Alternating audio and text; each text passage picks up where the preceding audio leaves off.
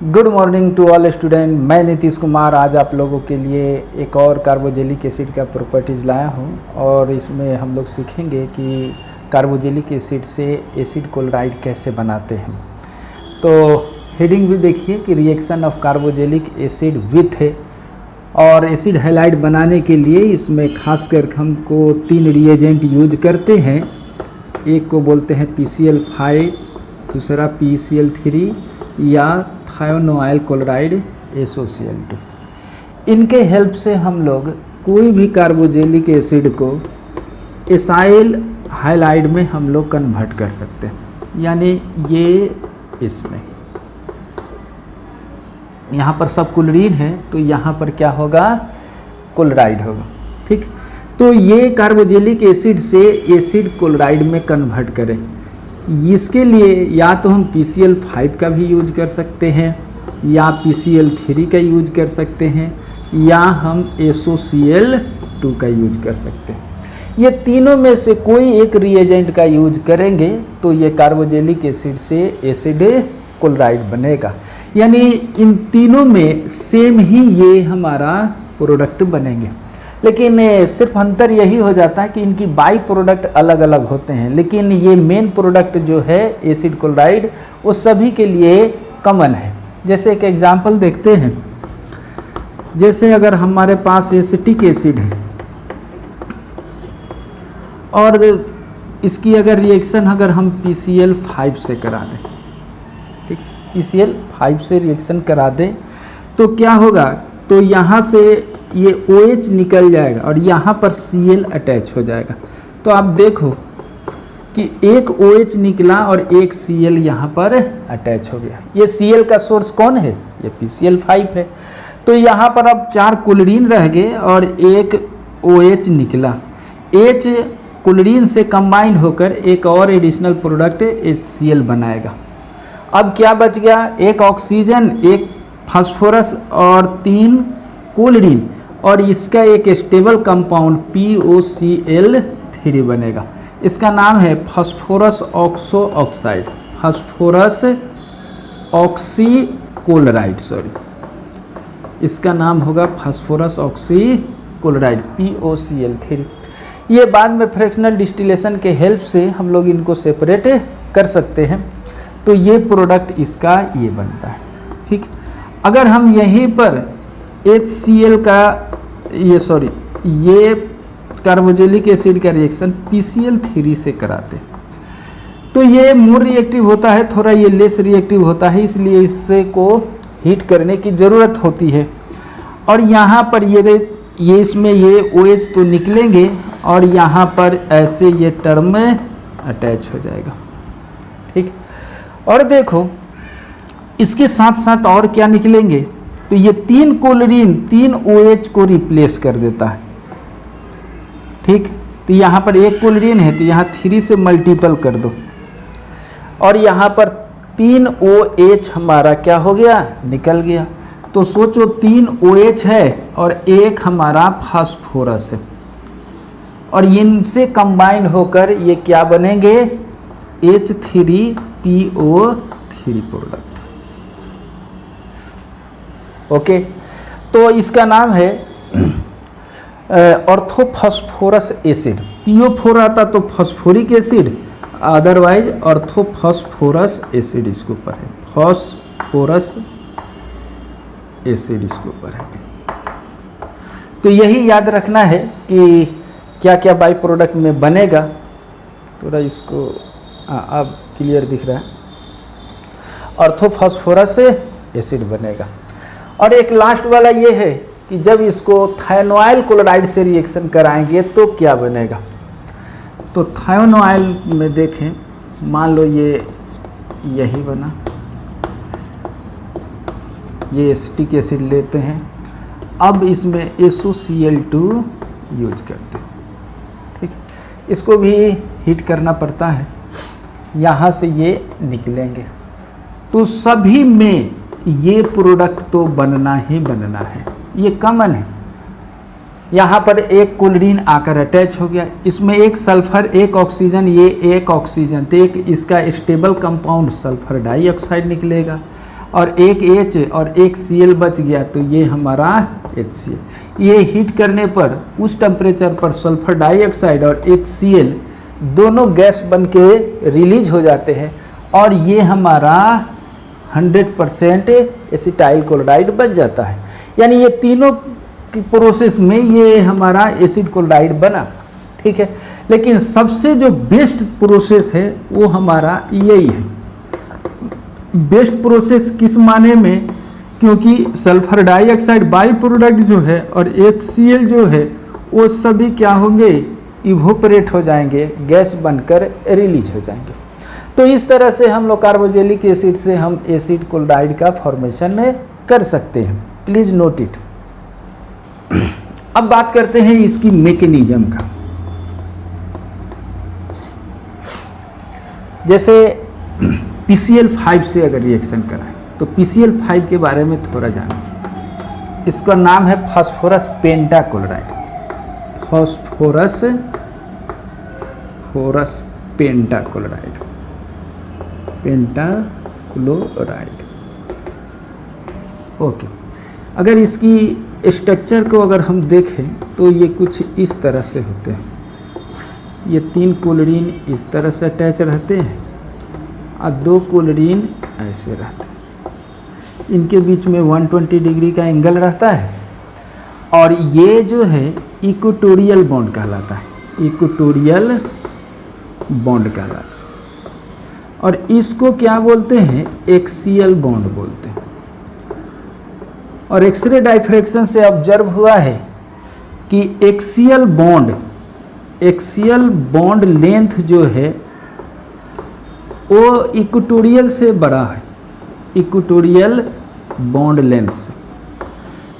और जिसकी bond length है बड़ा होगी उसकी एनर्जी क्या होगी, कम होगी और ये इजीली ब्रेक होंगे। यानी ये जो 2 वर्टिकल या एक्सियल बॉन्ड जो है वो इजीली क्या होगा, ब्रेक होगा, इजीली ब्रेक होगा। ये इसीलिए PCl5 तुरंत PCl3 में कन्वर्ट हो जाता है, ये दोनों क्लोरीन को रिलीज करके। इसीलिए इसको क्लोरीनेटिंग एजेंट भी कहते हैं, क्लोरीनेटिंग एजेंट बोलते हैं, ठीक। अब इसे और देखेंगे कि ये फास्फोरस में 3D थर्ड एनर्जी सेल का यूज करता है और इसमें 3D जो होते हैं वो वैकेंट होते हैं। 3D ऑर्बिटल जो होते हैं वो क्या होते हैं, वैकेंट होते हैं। अब वैकेंट जो होते हैं उसको हम लोग लेविस एसिड बोलते हैं। और लेविस एसिड जो है वो इलेक्ट्रॉन्स एक्सेप्टर होते हैं, एक्सेप्टर होते हैं। तो इस तरह से ये PCl5 जो है वो एक इलेक्ट्रॉन एक्सेप्टर भी है और ये 2 क्लोरीन इजी वे में अपना बॉन्ड ब्रेक कर सकते हैं, ठीक है। क्योंकि कार्बोजेलिक एसिड का इसी से रिएक्शन है। पहले इसको नोट कर तो मैकेनिज्म के नेक्स्ट स्टेप में देखते हैं। सपोज करो कि ये हमारा कोई कार्बोजेलिक एसिड है, OH इस तरह से और यहाँ पर इस तरह से। यहाँ पर इलेक्ट्रॉन डेंसिटी ज़्यादा है और ये हमारा PCl5 ऐसे। अभी हम लोगों ने बात किया कि PCl5 जो है वो लेविस एसिड है, वैकेंट D ऑर्बिटल है, ये इलेक्ट्रॉन पेयर को एक्सेप्ट कर सकता है। तो इसको हम ऐसे दिखाते हैं। ये सपोज करो पाई इलेक्ट्रॉन की अटैकिंग ये PCl5 पर, ठीक।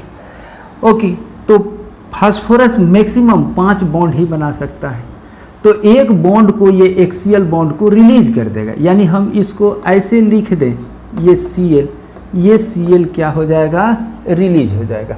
इसका अर्थ ये है कि ये इलेक्ट्रॉन इसको अगर चला गया, इसका अर्थ है कि ऑक्सीजन और फास्फोरस के बीच में क्या हो जाएगा, एक बॉन्ड फॉर्मेशन हो गया। तो बॉन्ड फॉर्मेशन होगा तो यहाँ पर बॉन्ड क्या हो जाएगा, वैकेंट हो जाएगा, खाली हो जाएगा, पॉजिटिव चार्ज यहाँ पर आने लगेगा। इसको तुरंत उसी इंस्टेंट में ये ऑक्सीजन अपना लोन पेयर क्या करेगा, डोनेट कर देगा। यानी ये पहला स्टेप रिएक्शन ये है हमारा। तो कुछ ही इस तरह से ये बनेगा, C ऑक्सीजन और ये PCl4 अगर हम लिख दें, और ये ऑक्सीजन हाइड्रोजन एक लोन पेयर डोनेट हो गया, ये पॉजिटिव चार्ज हो गया। ठीक, अब ये क्या करेगा कि ये अपना H+ रिलीज करेगा, क्योंकि ये अनस्टेबल है। इसको हम कुछ इसको नीचे से ऊपर दिखा देते, OPCl4 ऐसा बनेगा। ठीक है, ये आपस में मिलकर एक साइक्लिक इंटरमीडिएट भी बनाते हैं, उसको अभी हम लोग बात नहीं करेंगे, लेकिन बस इतना जानो ये ऐसा है। अब इसमें रिलीज क्या हुआ है, Cl निकला है और H निकला है, ये आपस में कंबाइन होकर क्या बना देंगे, HCl। फिर ये स्ट्रॉन्ग एसिड है, ये फिर से H+ और Cl- में क्या होगा, ब्रेक होगा। ये जो Cl- बना है, अब ये क्या होगा, ये न्यूक्लियोफाइल का काम करेंगे। ये इस कार्बोनोइल कार्बन को क्या करेगा, हीट करेगा। तो इसको हम ऐसे दिखाते हैं, ये Cl-, ये इसको हीट करेगा, ये ऊपर चला जाएगा। ठीक, ये RCO पर माइनस, ये Cl और ये OP4 हम ऐसे लिख देते हैं। इसमें एक जो है एक्सियल बॉन्ड है, वो बॉन्ड इजी वे में ब्रेक कर सकता है। जब ये बैक होगा तो हम लोग जानते हैं कि Cl is the best leaving group, सभी में Cl जल्दी जल्दी ब्रेक होता है। ठीक है ना, लेकिन यहाँ पर एक चीज़ बताता हूँ कि POCl3 फास्फोरस ऑक्सोक्लोराइड, ठीक है, इज ए स्टेबल कंपाउंड, ये एक स्टेबल कंपाउंड है, ये याद रखो। तो यहाँ पर एक स्टेबल कंपाउंड बनने वाला है, और हमने देखा कि ये एक कोलरीन जो है एक्सियल बॉन्ड में अभी है अटका हुआ, तो ये एक कोलरीन एक्सियल बॉन्ड में निकल जाएगा, तो POCl3 एक मोर स्टेबल कंपाउंड बन सकते हैं। तो बॉन्ड बन सकते हैं, तो जैसे ये बैक होगा तो ये हमारा बनाने के लिए ये बॉन्ड क्या हो जाएगा, क्लीवेज हो जाएगा। क्लीवेज हो जाएगा तो ये क्या बनेगा, RC++OCl, ये तो बन गया, और एक Cl निकल के ये POCl3 एक स्टेबल कंपाउंड हमारा ये बना, फास्फोरस ऑक्सीक्लोराइड, और ये हमारा ये प्रोडक्ट बन गया। नहीं तो सोचो कि इसके और इसमें ये वीक इसको कैसे रिप्लेस कर सकता है, ये तो हमारा बहुत वीक लिविंग ग्रुप है और ये स्ट्रॉन्ग है। ठीक है, ये वीक बेस है और ये स्ट्रॉन्ग बेस है, तो क्या वीक बेस स्ट्रॉन्ग बेस को रिप्लेस कर सकता है, तो डायरेक्टली तो नहीं। इसके पीछे रीजन यही है कि ये मोर स्टेबल बनने के कारण ये रिलीज नहीं हो पाया। ठीक, इसीलिए ये Cl यहाँ पर रुका हुआ है। तो ये रहा कुछ मैकेनिज्म, प्लीज नोट इट। इसी तरह से आप PCl3 का भी लिख सकते हैं और SOCl2 का। तो PCl3 का अपने से थोड़ा ट्राई करना, मैं यहाँ पर SOCl2 के कॉरस्पॉन्डिंग बताता हूँ। इसका नाम है थायोनोइल क्लोराइड। थायोनोइल क्लोराइड, पहले इसे देखो, इसकी स्ट्रक्चर बनाता हूँ। ये Cl, ये Cl, ऐसा। ये दो ये क्लोरीन मोर electronegative element, oxygen more electronegative element, इस पर माइनस, इस पर माइनस, इस पर माइनस, तो यहाँ पर हाईली पॉजिटिवली चार्ज्ड है। नो डाउट यहाँ पर लोन पेयर है, लेकिन फिर भी यहाँ पर क्या है, हाईली पॉजिटिवली चार्ज है। तो SOCl2 पर सल्फर पर ये हाईली पॉजिटिव चार्ज है due to the 3 more electronegative element से। ठीक है, इसको फिर से मैं नोट कर देता हूँ, ये ऐसा, ये Cl और ये हमका ये Cl। ठीक, अब ये सपोज करो कि ये एसिड से हम इसकी रिएक्शन कराते हैं, एसिड, तो ये अपना पाई इलेक्ट्रॉन इसको डोनेट करेगा, ये फिर से ये ऊपर जाएंगे, पाई इलेक्ट्रॉन ये ऊपर बैठ गया, फिर से ये अगर दोनों ऐसे होगा तो ये ऑक्सीजन किससे जाकर अटैच हो जाएगा, इन सल्फर से। यानी ये प्रोडक्ट जो होगा वो हम ऐसे लिख सकते हैं, ये Cl और ये O, ये कार्बन, ये OH और ये हमारा R। अब देखो यहाँ पर पाई बॉन्ड, क्योंकि ये ऑक्सीजन अपना क्या दे चुका है, लोन पेयर, तभी तो जाके ये 4 बॉन्ड कंप्लीट हुए। क्योंकि ये आगे जाएंगे तो ये जगह खाली होगा तो ये ऐसे आएंगे, इसे देख लो। ओके, ये फिर से ये हाइड्रोजन आपका क्या होगा, रिलीज कर देगा। रिलीज करके ये सल्फर सेम टू सेम वही रखो, Cl, ये O C double bond O, ये हो गया R।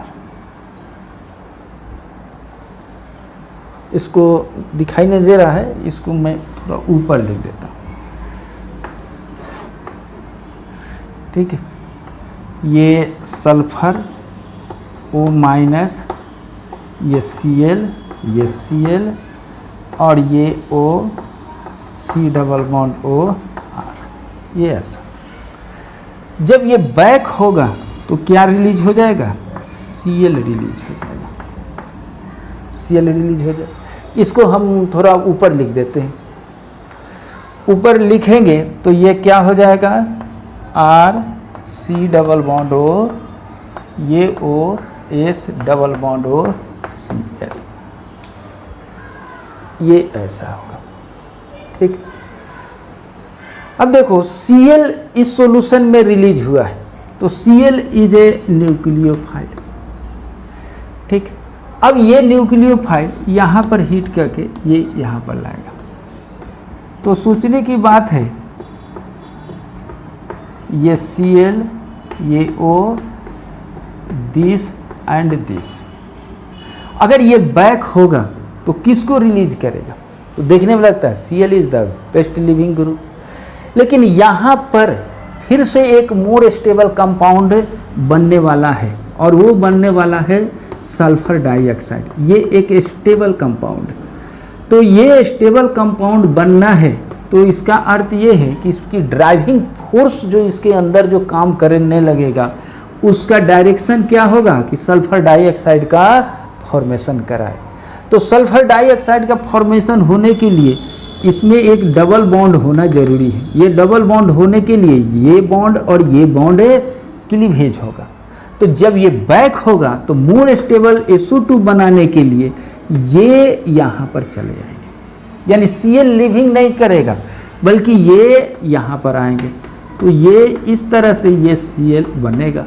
और सल्फर डाइऑक्साइड बनाना है तो इसका अर्थ ये है कि Cl को भी रिलीज करेगा, ये ड्राइविंग फोर्स इनको हटा देगा। तो इस तरह से ये हमारा सल्फर डाइऑक्साइड इस तरह से ये कंपाउंड बनेगा और ये Cl फिर से सॉल्यूशन में आएगा। तो देख लो, एक बार वो प्रोटोनेशन जो हुआ था वो H आयन और ये Cl आपस में मिलकर क्या बना देंगे, H और Cl, HCl, और ये सल्फर डाइऑक्साइड। इस टेम्परेचर पर ये दोनों वेपर हो जाते हैं और ये हमारा एसिड क्लोराइड बनता है। तो ये रहा हम लोग का mechanism for the formation of the acid chloride from the carboxylic acid. Okay, पहले नोट करो इसको। एक रिएक्शन निकला है, find the name of product, name of products या आइडेंटिफाई ABCD। ये हमारा अल्केन, इस पर ये लगा दें, ये टॉलिन है। अगर हम इसकी ऑक्सीडेशन करा दें तो ये बनता है, ठीक। अगर हम इसकी रिएक्शन PCl5 से रिएक्शन कर दें तो ये हमारा B बनता है, ठीक। तो A और B की आइडेंटिफिकेशन करो। A निकालो और बी निकालो, बनाओ, पॉज कर लो। ओके, तो देखो अपने बनाया कैसे होगा। ये टॉलिन है, इसकी ऑक्सीडाइजिंग एजेंट है K2Cr2O7, ऑक्सीडेशन करेगा।